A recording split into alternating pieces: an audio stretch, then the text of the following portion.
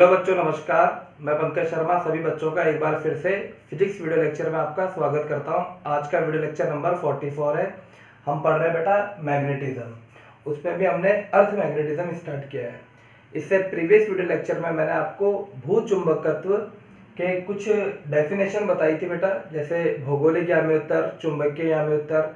और वहां मैंने बताया था कि भूचुंबकत्व को समझने के लिए 3 अवयवों की आवश्यकता होती है, जिन्हें भूचुंबकत्व के अवयव कहते हैं। ये सारे डिस्कशन हमने प्रीवियस वीडियो लेक्चर में की थी। तो बेटा आज का टॉपिक रहेगा नति कोण और चुंबकीय क्षेत्र का क्षैतिज घटक। तो पहले एक बार मैं रिवाइज कर देता हूँ। भौगोलिक याम्योत्तर किसे कहा जाता था?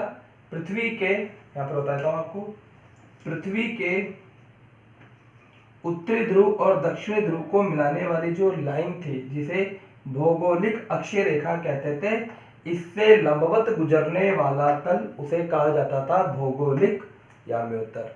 चुंबकीय याम्योत्तर किसे कहते थे बेटा? चुंबक के उत्तरी ध्रुव और चुंबक के दक्षिणी ध्रुव को मिलाने वाली लाइन, इससे लंबवत गुजरने वाला तल उसे कहा जाता था। तल बेटा इस तरह से होगा, इसको हमेशा ध्यान रखिए आप। तल इस तरह से, यहाँ पर ये जो है ये हो गया भौगोलिक याम्योत्तर, और ये वाला तल हो गया, ये हो गया चुंबकीय याम्योत्तर। अब दिक्पात कोण, भूचुंबकत्व का पहला जो अवयव आया था वो आया था दिक्पात कोण, जिसे थीटा से प्रदर्शित किया जाता था। वो होता था भौगोलिक याम्योत्तर और चुंबकीय याम्योत्तर के बीच बनने वाला कोण दिक्पात कोण कहलाता है। उसे थीटा से प्रदर्शित किया जाता है। अब आज स्टार्ट करते हैं नति कोण, जिसे फाई से डिनोट किया जाएगा। तो बेटा देखिए, सबसे पहले इसकी डेफिनेशन मैंने यहाँ लिखी हुई है, ठीक है। लिखने में थोड़ा टाइम खत्म होता है, इसलिए मैंने पहले इसको यहाँ लिख दिया है। अब इधर देखिए, यदि किसी चुंबकीय सुई को, मान लीजिए ये चुंबकीय सुई है, या इसको मान लीजिए इस चुंबकीय सुई है, यदि किसी चुंबकीय सुई को उसके गुरुत्व केंद्र से स्वतंत्रता पूर्वक इस प्रकार लटकाया जाए, गुरुत्व केंद्र मतलब इसके मिड से आपको लटकाना है, इस प्रकार लटकाया जाए कि वह ऊर्ध्वाधर तल में घूम सके। लटकाया बेटा मैंने इसको इस दिशा में है, तो अब ये क्या होगा, ऊर्ध्वाधर तल में, इस तल में घूमेगी ये, ठीक है। ऊर्ध्वाधर तल में इस प्रकार घूम सके, यहाँ से देखिए, लटकाया जाए कि वह ऊर्ध्वाधर तल में घूम सके, तो वह चुंबकीय सुई, ये चुंबकीय सुई है, चुंबकीय याम्योत्तर में स्थिर होने पर क्षैतिज के साथ कुछ कोण बनाती है। ये देखिए, ये कुछ कोण बना रही है चुंबकीय याम्योत्तर में। इससे पहले जो मैंने डायग्राम बनाया था प्रीवियस वीडियो लेक्चर में, आप वहां पे भी देख सकते हैं।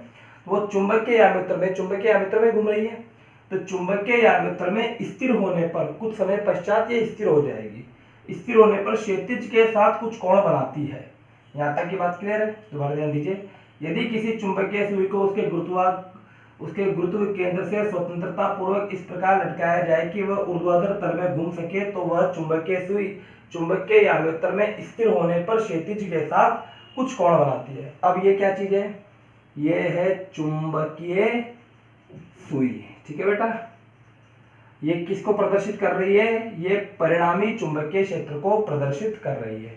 अब इसको ब्रैकेट में मैंने यहाँ पे लिख दिया है। इस स्थिति में चुंबकीय सुई पृथ्वी के चुंबकीय क्षेत्र की दिशा को प्रदर्शित करती है, या आप लिख सकते हो परिणामी चुंबकीय क्षेत्र की दिशा को प्रदर्शित करती है। कब? जब ये स्थिर हो जाएगी। काय में स्थिर होगी? चुंबकीय याम्योत्तर में। क्लियर बेटा यहाँ तक? अब देखिए आगे। अतः चुंबकीय याम्योत्तर में पृथ्वी के परिणामी चुंबकीय क्षेत्र की दिशा तथा क्षैतिज दिशा के साथ, ये क्षैतिज दिशा, ये परिणामी चुंबकीय क्षेत्र की दिशा, और ये इसके लंबवत है, ये ऊर्ध्वाधर की दिशा। तो क्षैतिज के साथ जो कोण बना रही है उसे ही कहा जाता है नति कोण। कैसे प्रदर्शित करते हैं बेटा इस नति कोण को? इस नति कोण को फाई से प्रदर्शित किया जाता है। हमेशा ध्यान रखना, दिक्पात कोण को थीटा से और नति कोण को फाई से प्रदर्शित किया जाता है। ये इसका सिस्टमैटिक नोटेशन है, इसको आपको ध्यान रखना पड़ेगा, ठीक है। अब इसमें कुछ मैं बातें लिखता हूँ, इनको भी आपको ध्यान रखना होगा बेटा। इसको आप चाहो तो उतार लीजिएगा।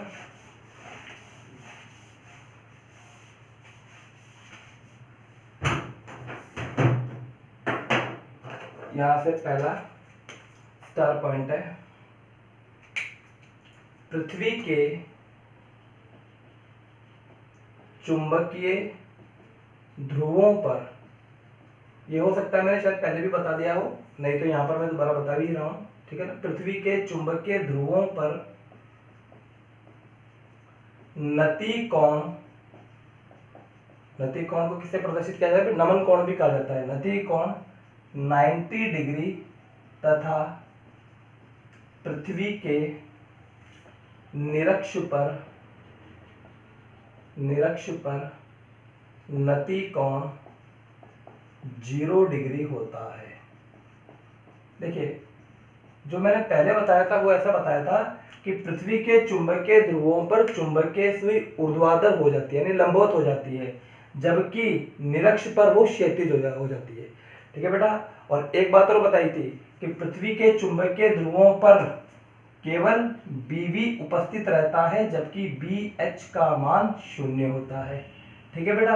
और वहां पर एक बात और बताई थी, निरक्ष पर BV के वैल्यू 0 हो जाती है और BH का मान उपस्थित होता है। ये सारी बातें दोबारा बता दूंगा। ठीक है। तो ये हो गया एक पॉइंट। अगली जो डेफिनेशन आती है वो डेफिनेशन आती है तीसरी है।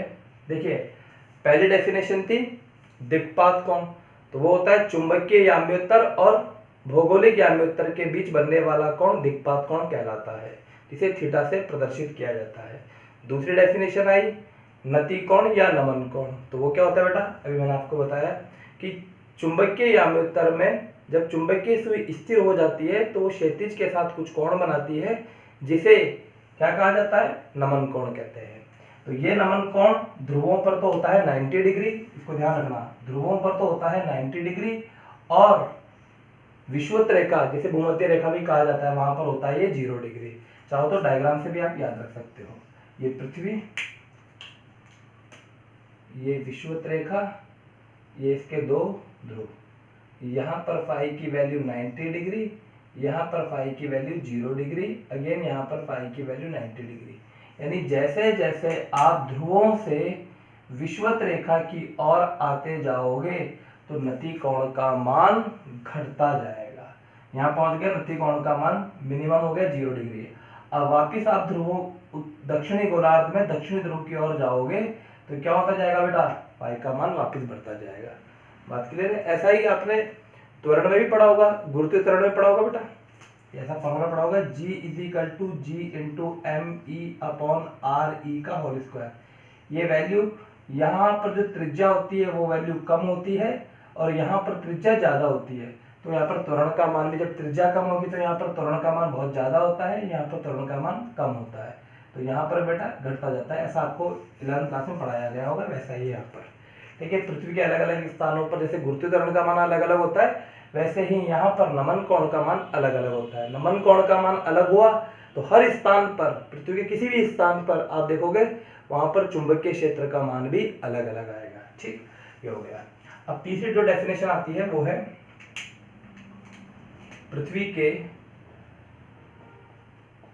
चुंबकीय क्षेत्र, पृथ्वी के चुंबकीय क्षेत्र का क्षैतिज घटक। कुछ बच्चों के दिमाग में आएगा सर क्या क्षैतिज घटक ही पढ़ाओगे क्या, ऊर्ध्वाधर घटक नहीं पढ़ाओगे? तो ऐसा नहीं है, क्षैतिज घटक पढ़ लोगे ऑटोमेटिकली यहाँ पर ऊर्ध्वाधर घटक भी आप सीख जाओगे। ठीक है ना, इसलिए केवल आपको क्षैतिज घटक तो ध्यान रखना। आपको भूचुंबकत्व के 3 अवयव होते हैं, दिक्पात कोण, नमन कोण और क्षैतिज घटक। ठीक है। 2 नंबर का प्रश्न भी पूछा जा सकता है कि इस साल का जो प्रश्न था वो ऐसा ही था कि पृथ्वी के भूचुंबकत्व को परिभाषित कीजिए, इसी से रिलेटेड क्वेश्चन था बेटा, तो ये इंपॉर्टेंट भी है। हो सकता है कि अगले साल आपको इन तीनों में से कोई एक चीज पूछ ली जाए या इसका न्यूमेरिकल पूछ लिया जाए, तो अभी न्यूमेरिकल में अभी कराऊंगा, पहले इसको देख लेते हैं। तो देखिए इसके थोड़ा सा इसकी परिभाषा लिखते हैं। पृथ्वी के चुंबकीय ध्रुवों पर, इसी बात को लिख रहा हूं मैं यहाँ पर, पृथ्वी के चुंबकीय ध्रुवों पर ऊर्ध्वाधर घटक उपस्थित रहता है, ऊर्ध्वाधर घटक उपस्थित रहता है, जबकि क्षैतिज घटक का मान, एग्जाम में अगर लिखने के लिए आता है तो आपको यही लैंग्वेज लिखनी है, जबकि क्षैतिज घटक का मान 0 होता है। ये तो कहाँ की बात कर ली हमने, ध्रुवों की, यानी यहाँ की और यहाँ की दोनों जगह की बात कर ली। ठीक है, पृथ्वी के चुंबकीय ध्रुवों पर ऊर्ध्वाधर घटक उपस्थित रहता है जबकि क्षैतिज घटक का मान 0 होता है। इसी प्रकार निरक्ष पर हम विषुवत रेखा भूमध्य रेखा नहीं बोलेंगे, हम तो निरक्ष बोलेंगे। ठीक है बेटा, जबकि इसी प्रकार निरक्ष पर ऊर्ध्वाधर घटक, निरक्ष पर क्षैतिज घटक उपस्थित रहता है जबकि ऊर्ध्वाधर घटक 0 होता है। तो ये तो हमने 3 जगह की बात कर ली पृथ्वी के। 3 जगह कौन कौन सी, दोनों तो ध्रुव और निरक्ष पर। यहाँ पर ऊर्ध्वाधर घटक उपस्थित होगा जबकि क्षैतिज घटक 0 होगा। यहाँ पर भी वही, यहाँ पर ऊर्ध्वाधर घटक 0 होगा जबकि क्षैतिज घटक होगा। बाकी सभी स्थानों पर क्षैतिज भी होगा और ऊर्ध्वाधर घटक भी होगा। यहाँ पर फाई की वैल्यू 90 डिग्री आ गई, यहाँ पर 0 डिग्री आ गई। तो इन स्थानों पर कहीं पर भी आप देख लोगे तो फाई की वैल्यू कुछ होगी, जैसे 1 degree, 2 degree, 5 degree, 16 degree, 20 degree, इस तरह से। तो जब यहाँ पर फाई की वैल्यू 0 से बड़ी और 90 डिग्री से छोटी होगी तो क्या होगा बेटा, BH भी उपस्थित होगा और BV भी यहाँ पर उपस्थित होगा। इसी बात को लिखेंगे यहाँ पर। अन्य स्थानों पर, मैं पृथ्वी की बात कर रहा हूँ यहाँ पर, अन्य स्थानों पर पृथ्वी का चुंबकीय क्षेत्र क्षैतिज दिशा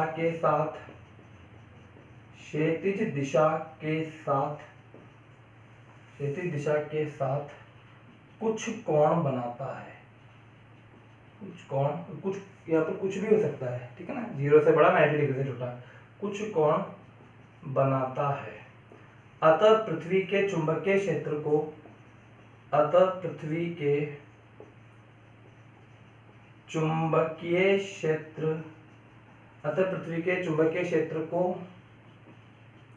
किसी भी स्थान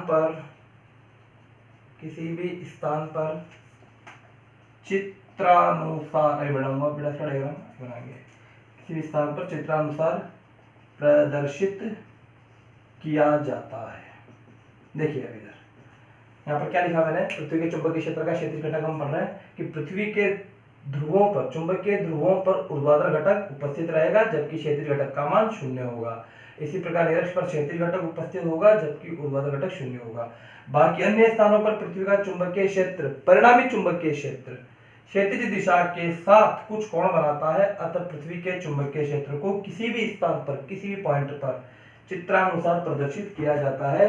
डायग्राम देख लीजिए बच्चों इधर।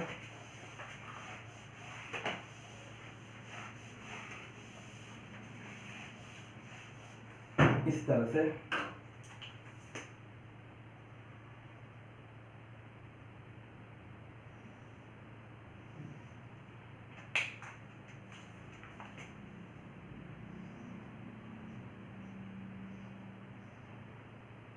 ये हो गई चुंबकीय सुई। हालांकि चुंबकीय सुई में ये आगे का जो सिंबल होता है ये रेड होता है, ये उत्तरी ध्रुव को प्रदर्शित करता है, लेकिन यहाँ पर परिणामी चुंबकीय क्षेत्र को प्रदर्शित करता है। तो यहाँ लिख देंगे हम, क्या चीज़ है बेटा, ये है चुंबकीय सुई।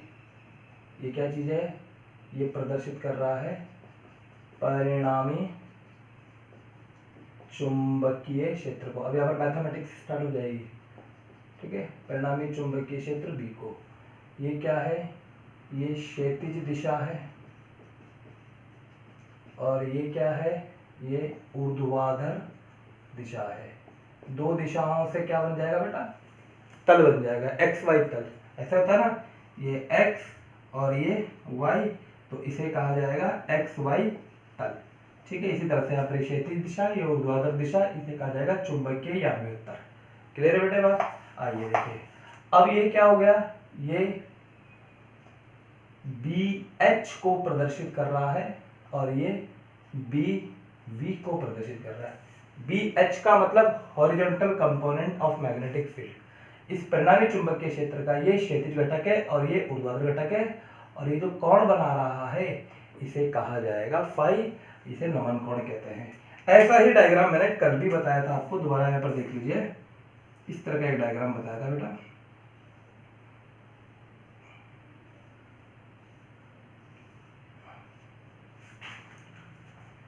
थोड़ा सा यहाँ देखते हैं।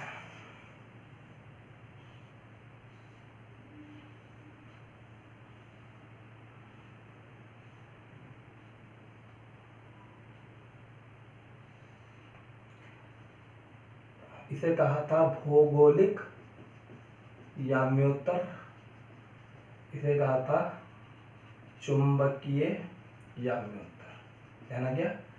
इन दोनों के बीच जो कोण बन रहा था इसे तो थीटा कहा था, कहना है। यहाँ पर एक चुंबकीय सुई लटकी हुई थी जो इस तरह से लटका रखी थी, और देख लेना ये साम्यावस्था में आ गई, तो ये क्या है? परिणामी चुंबकीय क्षेत्र को प्रदर्शित कर रही है। अब यहाँ पर ये हो गया क्षैतिज BH और ये हो गया BV, तो ये क्या है बेटा?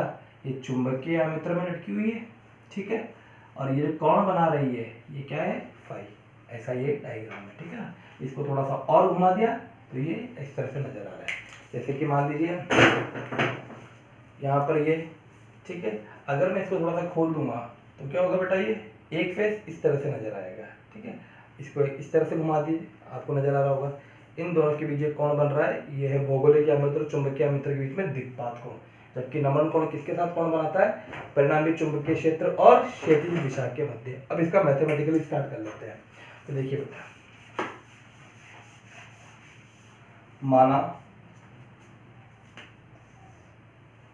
माना भूचुंबकत्व के क्षैतिज घटक, माना भूचुंबकत्व के क्षैतिज व ऊर्ध्वाधर घटक क्रमशः, क्षैतिज और ऊर्ध्वाधर घटक क्रमशः BH व BV है तथा नति कोण फाई है। तो बच्चों देखिए इधर BH इजिकल टू क्या होगा? अब कंपोनेंट निकालने आते हैं। जैसे ये कोई फोर्स लग रहा है, ठीक है, ये कोण है थीटा, फाई लिख देते हैं यहाँ पर, कंफ्यूज हो गया। ये क्षैतिज घटक क्या आ जाएगा? F cos फाई, और ऊर्ध्वाधर घटक क्या आ जाएगा? F sin phi. तो यहाँ पर भी है, इस B के घटक निकालिए, ये परिणामी चुंबकीय क्षेत्र के घटक निकालिए, तो क्या आ जाएगा? इधर आएगा B cos फाई और BV is equal to B sin phi. बात समझ में आई? ये समीकरण नंबर 1 और ये समीकरण नंबर 2। अब हमें कहीं इस BH और BV का मान दे दिया जाए कि मान लीजिए कि कहीं पर पृथ्वी किसी स्थान पर 0.31 टेस्ला ऊर्ध्वाधर घटक है, और यहाँ पर क्षैतिज घटक भी आपको दे रखा रहेगा, ऊर्ध्वाधर भी दे रखा है, क्षैतिज भी दे रखा है। तो बताइए फाई की वैल्यू कैसे होगी? तो देखिए इधर समीकरण, सही प्रश्न भी कराऊंगा मैं इसके, समीकरण 2 बटा समीकरण 1 करने पर, तो कर दीजिए समीकरण 2 बटा समीकरण 1, तो क्या आ जाएगा? BV upon BH, BV upon BH। तो बेटा BV की वैल्यू क्या है? B sin फाई, और ये हो जाएगा B cos फाई, काट दीजिए। BV upon BH is equal to, B से B कैंसिल हो गया, तो tan फाई, उल्टे करके लिख दीजिए इधर, tan phi is equal to BV upon BH। So phi is equal to tan inverse BV upon BH। ये फॉर्मूला बन गया किसका? फाई का फॉर्मूला बन गया, नति कोण का फॉर्मूला बन गया। अगर आपको कहा जाए कि अगर आपको प्रश्न में गिवन है BV की वैल्यू और BH की वैल्यू दोनों गिवन है, तो आप पृथ्वी के उस स्थान का नति कोण बता सकते हो। देखिए अभी बताता हूँ मैं। मान लीजिए आपसे प्रश्न में कहा जाए कि पृथ्वी के किसी स्थान पर BV और BH दोनों परिमाण में बराबर है, तो बताइए उस स्थान पर नति कोण कितना होगा? दोनों की वैल्यू बराबर है, तो उस स्थान पर, तो यहाँ पर रखो BV is equal to BH, cancel out हो गया, तो फाई इजिकल टू क्या हो गया? tan इनवर्स 1, और tan इनवर्स 1 का मतलब क्या हो गया? पृथ्वी के उस स्थान पर चुंबकीय क्षेत्र का मान 45 डिग्री हो गया। बात समझ में आई? अब परिणामी चुंबकीय क्षेत्र कैसे ज्ञात करेंगे? तो देखिए बच्चों, इसको नोट कर लीजिएगा। परिणामी चुंबकीय क्षेत्र के लिए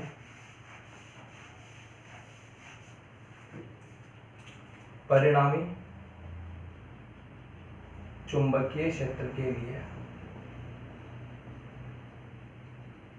परिणामी चुंबकीय क्षेत्र यानी कि मेरे को निकालना है यहाँ पर टोटल बी का मान, बी एच का मान भी पता है और बीबी का मान भी पता है, तो बताइए कैसे निकालेंगे। तो देखिए समीकरण 1 व समीकरण 2 का वर्ग करके जोड़ने पर, दोनों का वर्ग कर दीजिए और जोड़ दीजिए, तो क्या आ जाएगा B H square plus B V square is equal to, B H का स्क्वायर करोगे तो क्या आ जाएगा बी कॉस फाई का whole square, B sine phi का होल स्क्वायर। सॉल्व कर लीजिए, B H square plus B V square is equal to B square cos square phi, B square sine square phi, B square common ले लीजिए, अंदर बचेगा sine square phi plus cos square phi, इसकी value हो जाएगी 1। ठीक है बेटा, इसकी वैल्यू हो गई बी स्क्वायर इंटू 1, इसको अच्छे से लिख लीजिए। तो B square is equal to B H square plus B V square. So आपका फॉर्मूला क्या आ गया, B is equal to under root B H square plus B V square. ठीक है, इस फॉर्मूले को भी आपको नोट करना है। तो अभी आपने क्या क्या सीखा, एक तो फाई की वैल्यू सीखी आपने, phi is equal to tan inverse B V upon B H, और एक परिणामी चुंबकीय क्षेत्र का मान। अब यानी कि अगर इन दोनों की वैल्यू पता है तो परिणामी चुंबकीय क्षेत्र पता लग जाएगा और यहाँ पर नमन कोण पता लग जाएगा। इस पे मैं बेस्ड 2-3 प्रश्न कराऊंगा, पहले इसको नोट कीजिए। बेटा पहला न्यूमेरिकल है, क्वेश्चन है यदि किसी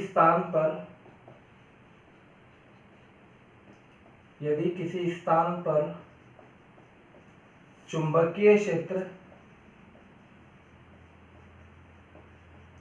का क्षैतिज घटक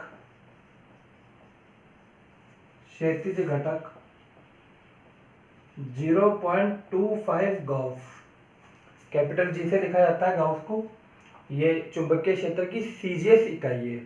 ऐसा इकाई टेस्ला होती है, गाउस सीजीएस इकाई होती है। ठीक है बेटा, यदि किसी स्थान पर चुंबकीय क्षेत्र का क्षैतिज घटक 0.25 गाउस है तो उस स्थान पर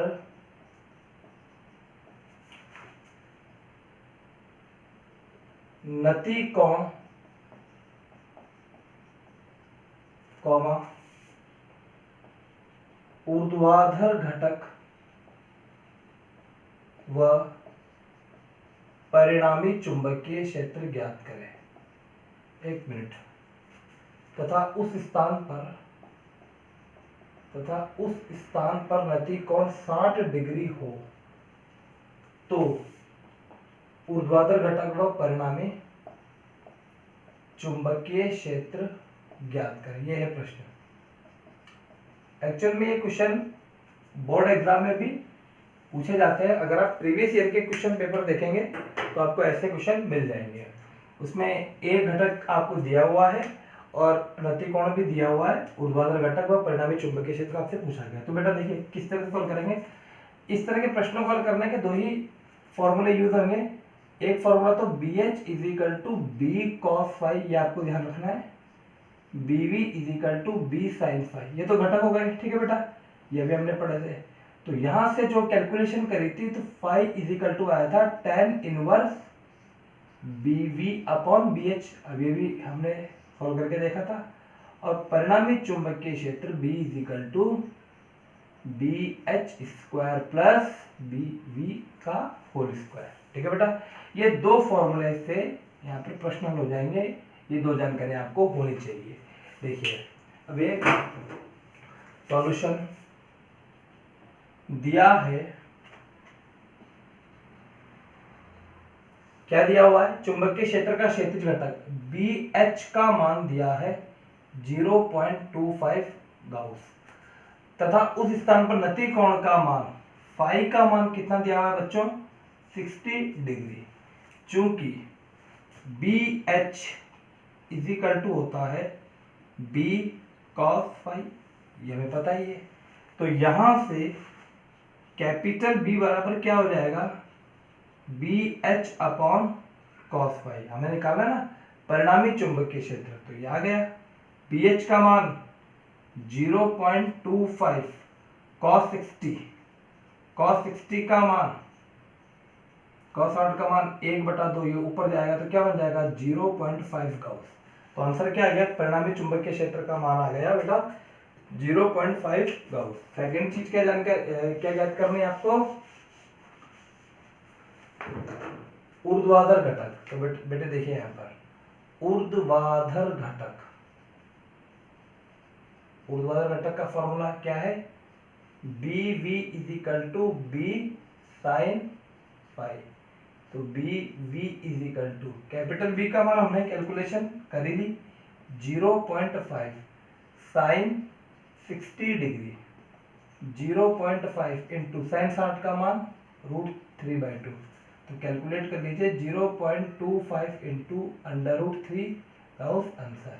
एक चीज का ध्यान रखना, यहाँ पर जो इकाई दी गई है उसी इकाई में आंसर लिखना है आपको।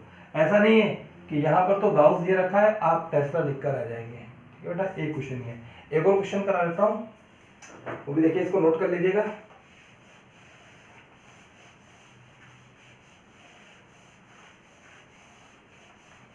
देखिए ये भी 1 नंबर में प्रश्न पूछा गया था, यहाँ लिख देता हूँ मैं आपके लिए क्वेश्चन। यदि किसी स्थान पर ऊर्ध्वाधर घटक क्षैतिज घटक का √3 गुना हो, तो नति कोण ज्ञात करें। बताइए कि नति कोण का मान कितना होगा। तो देखिए बेटा सॉल्यूशन इसका पहले प्रश्न पढ़ लीजिए। यदि किसी स्थान पर ऊर्ध्वाधर घटक B V is equal to क्षैतिज घटक का √3 गुना है, ये क्षैतिज घटक का √3 गुना है। बात क्लियर है। अब चूंकि देखिए इधर अगर आप सपोज कीजिए कि आप फॉर्मूला भूल गए तो क्या करना है आपको, ये चीजें ध्यान रखनी है। ये डायग्राम ध्यान रखना है, इस डायग्राम से आप सब कुछ याद कर लेंगे। ठीक है बेटा, ये कौन फाई, ये परिणामी चुंबकीय क्षेत्र, तो इधर आ जाएगा बी एच और इधर आ जाएगा बी वी। डायग्राम को आप ध्यान रखना, कंसेप्ट आपको ध्यान रखना है, फॉर्मूला आपको रटने नहीं है, फॉर्मूला आप खुद बना सकते हो। तो ये डायग्राम आपने अभी इसके थ्योरेटिकल पोर्शन पढ़ा वहां से सीखा। तो B H is equal to कितना आया, बी कॉस फाई, और B V is equal to कितना आया, बी साइन फाई। ठीक है बेटा, ये समीकरण 1, ये समीकरण 2 कैलकुलेशन करा तो यहाँ पर ये इसको इसमें भाग लगाया तो क्या आ जाएगा, B V upon B H is equal to, B से भी cancel, sine phi upon cos phi is equal to tan phi. तो देखिए यहाँ से देखिए, चूंकि tan phi is equal to होता है B V upon B H, यानी phi is equal to tan inverse B V upon B H. चाहो तो इसको भी डायरेक्ट लिख सकते हैं, अगर आपको फॉर्मूला याद है तो इसमें कहां लिखने की जरूरत नहीं, केवल ये लिख दीजिए। अब यहाँ पर मान रख दीजिए टेन इनवर्स बी वी की जगह क्या लिखोगे, √3 B H upon B H.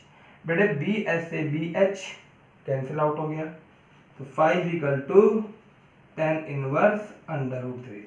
Ten inverse √3 का मान, तो फाइव इक्वल टू 60 डिग्री का आंसर आ गया। बात क्लियर है, ये दो प्रश्न मैंने करा दिए। तो आज के वीडियो लेक्चर में हमने भूचुंबकत्व के दोनों अवयवों के बारे में पढ़ा। एक अवयव हमने प्रीवियस वीडियो लेक्चर में पढ़ा था, दिक्पात कोण। आज के वीडियो लेक्चर में हमने नमन कोण और चुंबकीय क्षेत्र का क्षैतिज घटक पढ़ा। इसका पूरा डेरिवेशन देखा और आपको दो न्यूमेरिकल और करवाए। कल के वीडियो लेक्चर में हम एक आध न्यूमेरिकल और इसका देख लेंगे और इसके आगे के कुछ डेफिनेशन पढ़ेंगे। तो बेटे आज के वीडियो लेक्चर में इतना ही। थैंक। पर एक क्वेश्चन नजर आ रहा है, इस क्वेश्चन को आपको घर पे ट्राई करना है। क्वेश्चन मैं आपके लिए पढ़ देता हूँ। 10 सेंटीमीटर व्यास की दो समकेंद्रीय वृत्ताकार कुंडलियाँ जिनके तल परस्पर लंबवत है तथा प्रत्येक में √2 एम्पियर की विद्युत धारा प्रवाहित हो रही है, तो इस निकाय का परिणामी चुंबकीय आघूर्ण आपको ज्ञात करना है। चुंबकीय आघूर्ण का फॉर्मूला आपको पता है वृत्ताकार कुंडली के लिए m = n × I × a। यहाँ पर n = 1 होगा क्योंकि यहाँ पर घेरों की संख्या नहीं दे रखी है। तो बेटा इस क्वेश्चन को आपको ट्राई करना है। अगर ये आपको आता है तो बहुत अच्छी बात है, अदरवाइज मैं नेक्स्ट